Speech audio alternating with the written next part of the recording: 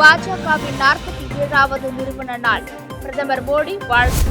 மேற்காசியாவில் நிலவி வரும் பதற்றமான சூழல் குறித்த முக்கிய பேச்சுக்களை நடத்தினார் பாதுகாப்புத்துறை அமைச்சர் ராஜ்நாத் சிங். இனி விரிவான செய்திகள். பாரதிய ஜனதா கட்சியின் 47வது நிறுவன நாள் இன்று கொண்டாடப்பட்டு வருகிறது.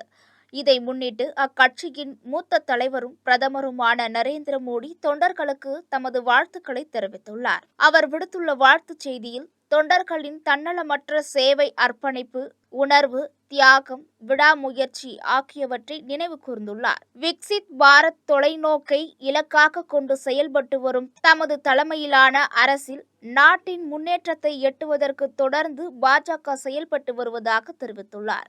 இந்தியா மென்மேலும் புதிய உச்சங்களை அடைய அரும்பணியாற்றும் தொண்டர்களுக்கு இத்தருணத்தில் நன்றியை தெரிவித்துக் கொள்வதாகவும் அவர் குறிப்பிட்டுள்ளார். உலகளாவிய பாதுகாப்பு தளவாட ஏற்றுமதியில் இந்தியா சாதனை படைத்துள்ளதாக பாதுகாப்புத்துறை அமைச்சர் ராஜ்நாத் சிங் தெரிவித்துள்ளார். 80 நாடுகளை கடந்து 38,424 கோடி ரூபாய் வர்த்தகம் மேற்கொண்டு சாதனை படைத்துள்ளதாக குறிப்பிட்டுள்ள அவர், மேற்காசியாவில் நிலவி வரும் பதற்றமான சூழல் குறித்து முக்கிய பேச்சுவார்த்தைகளை நடத்தினார். INS தாராகிரி போர்க்கப்பலின் செயல்பாடு, உள்நாடு திறன்களை செயல்படுத்துதல் மற்றும் எந்த குழலையும் எதிர்கொள்ள தயார் நிலையை வலுப்படுத்துவதில் இந்தியா மிகுந்த கவனத்துடனும் நம்பிக்கையுடனும் செயல்பட்டு வருவதாக அவர் தெரிவித்துள்ளார்.